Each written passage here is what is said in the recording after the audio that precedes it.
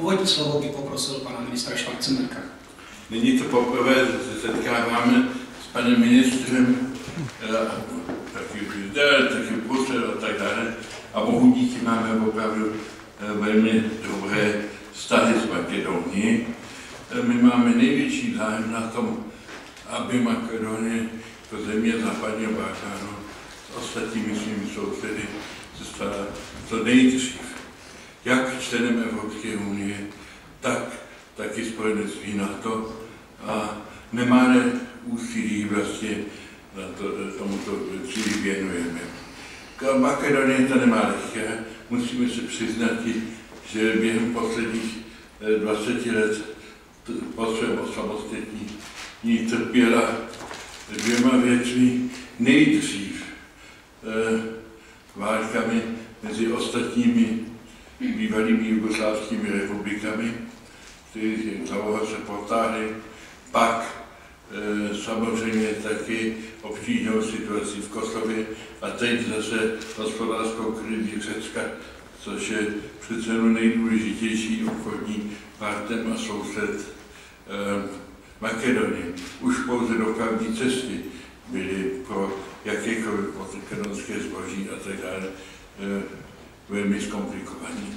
Takže chápeme, že Makedonie má své těžkosti, teď se těžko z toho vybabrává, ale jsem přesvědčen o tom, že nastoupili dobrou cestu. A když se podívám na statistiku naší obchodní výměny, tak už toho vidíme, jak opravdu Makedonie stoupá nahoru. Máme každý rok prudce stoupající vzájemný obchod.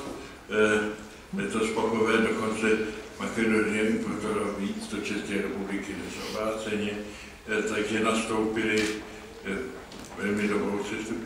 Taky začali teď high level dialog, tedy dialog na vysokých úrovních, jak se to jmenuje v Bruselu s Evropskou unii, který začal velice dobře.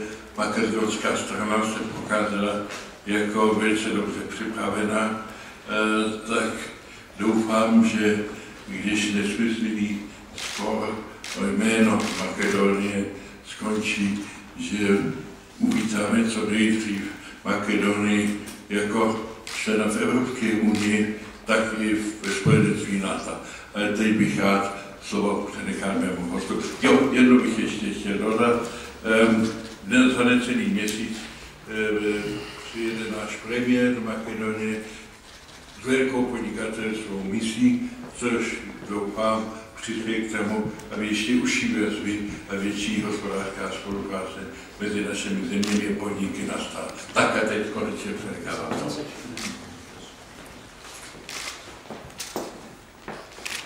Ladies and gentlemen, it is not the first time that I have met the Minister of Foreign Affairs of the Republic of Macedonia.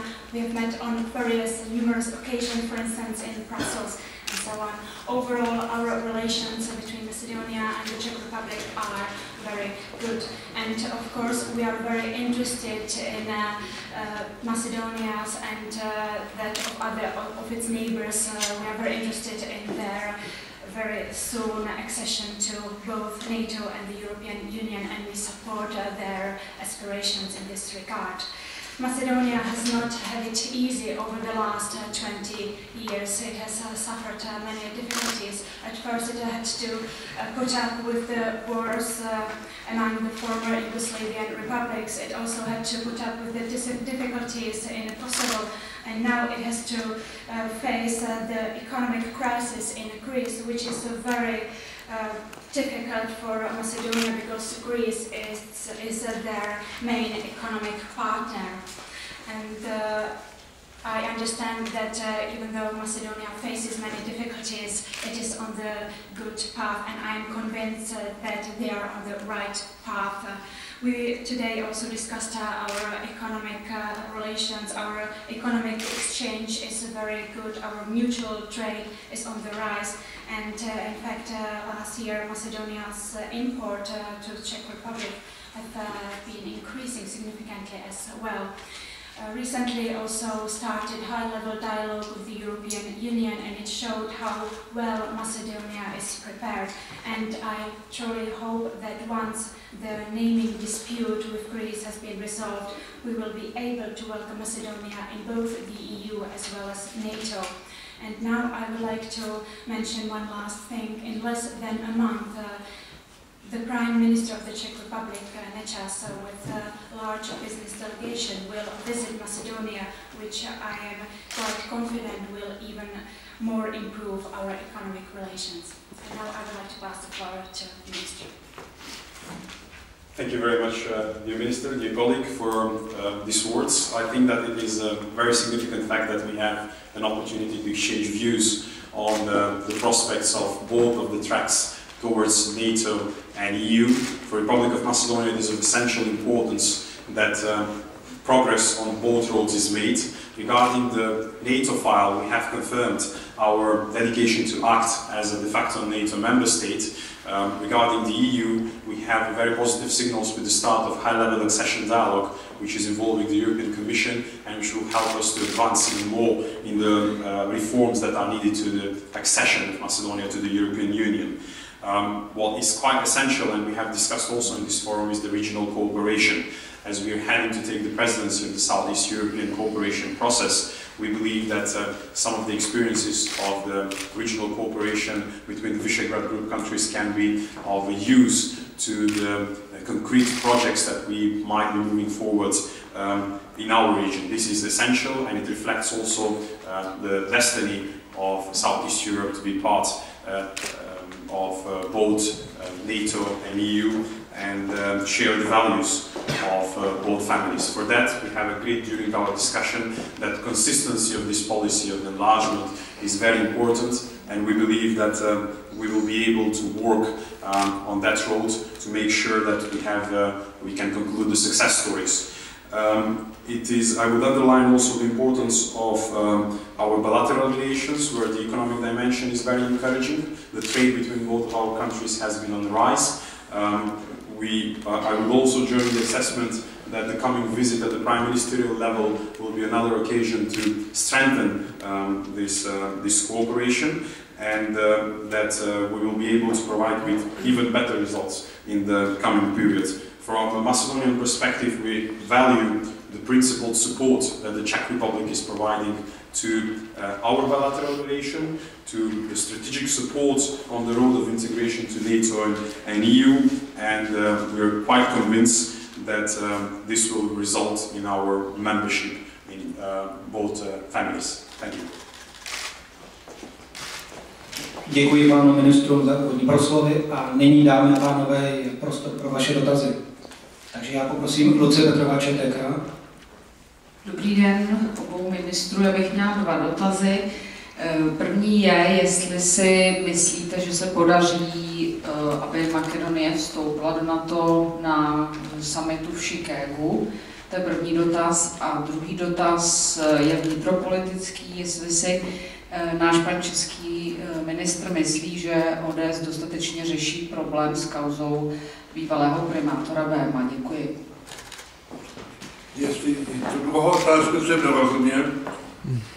Jestli ODS dostatečně řeší problém z bývalého primátora. Tak,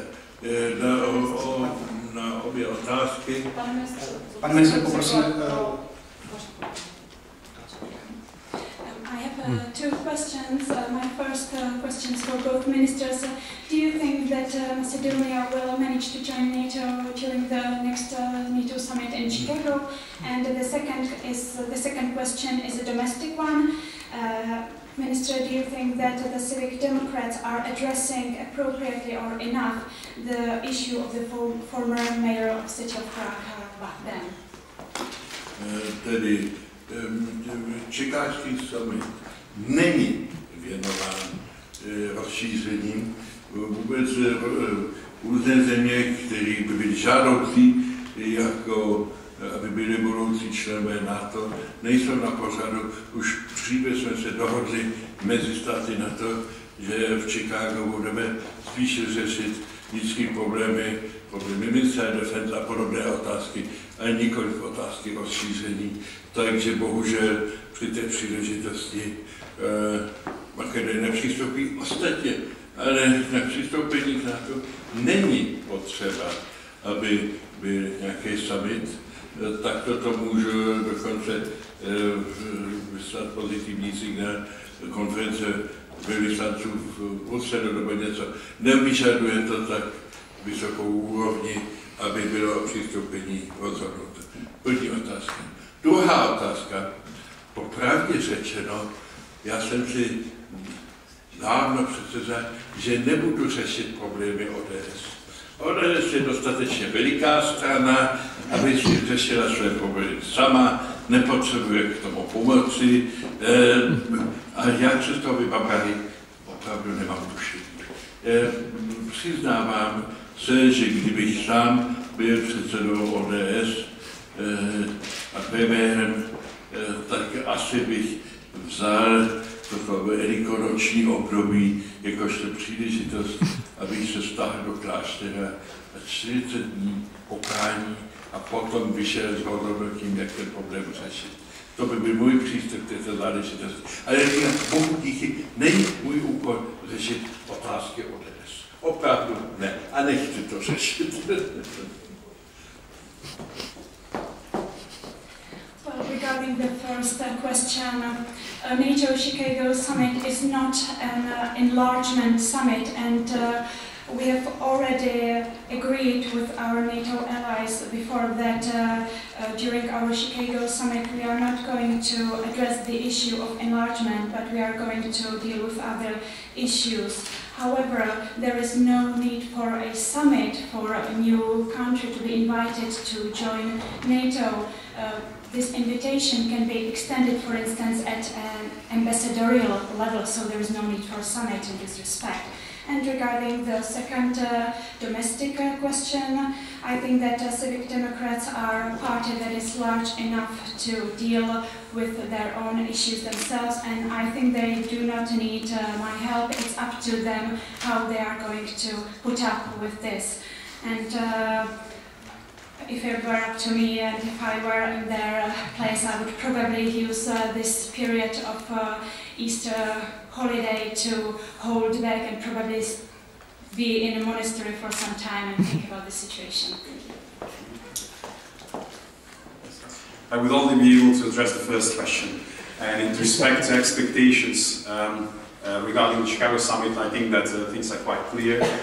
From our perspective, there has been an assessment already 4 years ago that Macedonia fulfills the criteria to join the EU, NATO, and that this assessment also has a substantial legal support after the ICJ judgment. I think it really makes sense that the country that is contributing as a de facto member state also enjoys the benefits of the membership. What is essential from the prospects in the meantime is that Macedonia has confirmed the capacity to act as a de facto NATO member state. This is essential. It is something on which we are committed as we see our future within the alliance. We believe that with this sort of behavior we will favor a response that is positive to our membership and that will be beneficial not only to the Republic of Macedonia but also to the NATO alliance, to the stability and prosperity of the region, and including our southern neighbor, that in that case will only share common borders with NATO member states. This is how we see it, and we think that this is a winning approach for all member state countries and for Macedonia. Thank you. Děkuji. Prosím další otázku. Halo noviny. Halo televize, maják do jiné budoucnosti. Já měl jednu otázku na hosta a jednu otázku na hostitele. Na hosta tedy, jestli zná například výzkumy sociologa Jana Kellera, českého profesora, který zjistil, že Evropská unie v současné neoliberální podobě je na nic. To znamená, že potřebuje zásadní institucionální a politické změny, zejména monetární politiky a fiskální politiky. Takže jestli nechcete počkat se vstupem, až tyto zásadní změny budou provedeny. A na hostitele otázka. Podle členů KIMO klubu, kde jsou sdružení špičkoví diplomaté, kteří vystudovali prestižní ruskou školu. Nemá Česká republika zahraniční politiku, která by odpovídala národním zájmům? Pokusíte si ji formulovat? Nemá Česká republika zahraniční politiku, která by odpovídala a podporovala národní zájmy? Takže jestli zkusíte, MGIMO klub, jsou to členové prestižní diplomatické akademie, určitě znáte školu MGIMO. Je tam absolventem i pan File, náš komisař. Děkuji. Two questions. First question is for the guest. According to some Czech researcher, according to one Czech researcher, the current EU with its new liberal approach is pretty much useless, and it needs some serious fiscal and monetary as well as policy reforms in order to be functional. So I would like to ask, do you think it would not be perhaps better to wait for a while, wait for the EU to undertake these important reforms and then join the EU?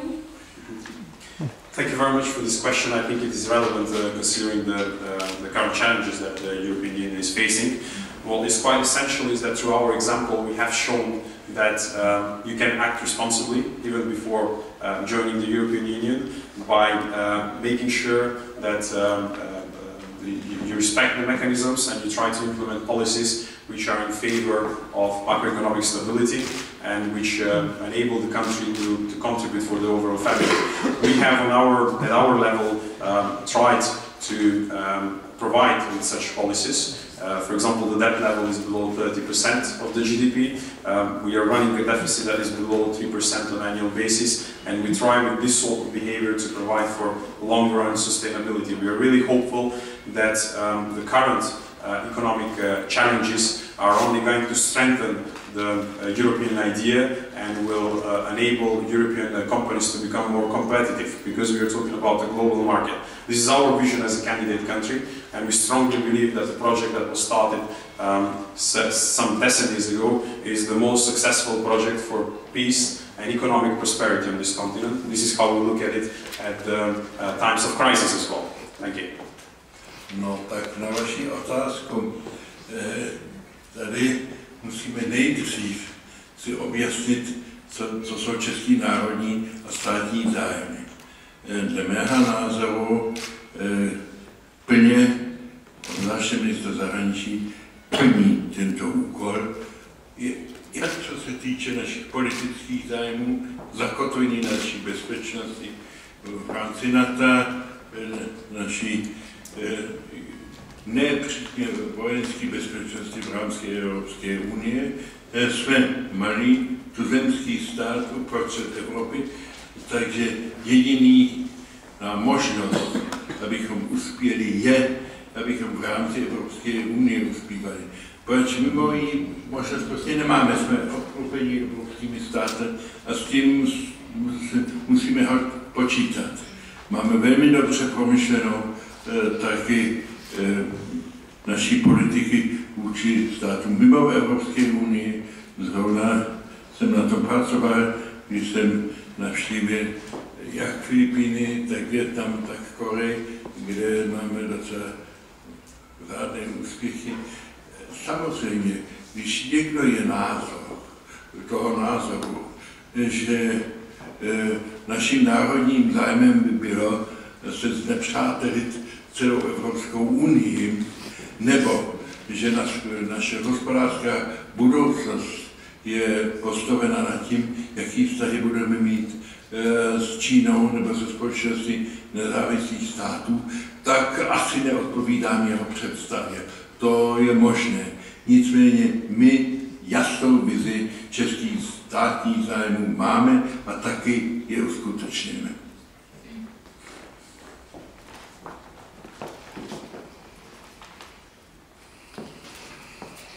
As regards the Czech national interests, the Ministry of Foreign Affairs of the Czech Republic fulfills the Czech national interests.